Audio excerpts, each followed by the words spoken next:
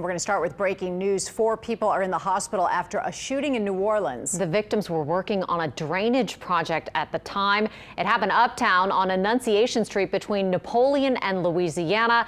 Mike McDaniel is at the scene tonight. Mike, what do we know so far?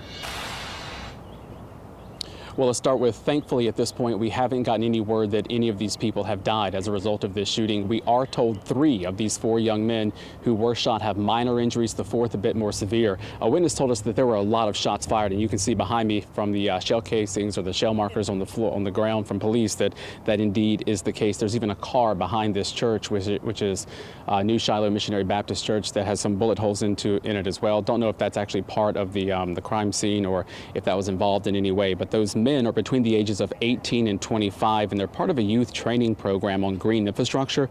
They were working for a company called Groundworks on a drainage project right next to this church.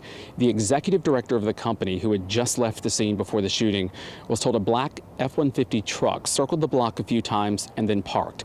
That's when he says 4 young people got out and started shooting, specifically targeting his workers. They've been at this site for about 6 months, and we're wrapping up the workday when this shooting happened at around that was about 1:30. Now, police have not said anything about a possible motive yet. They're still trying to figure that out.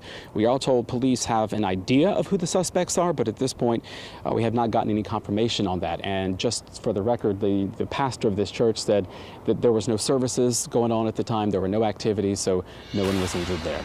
Live in Uptown, Mike McDaniel, Eyewitness News.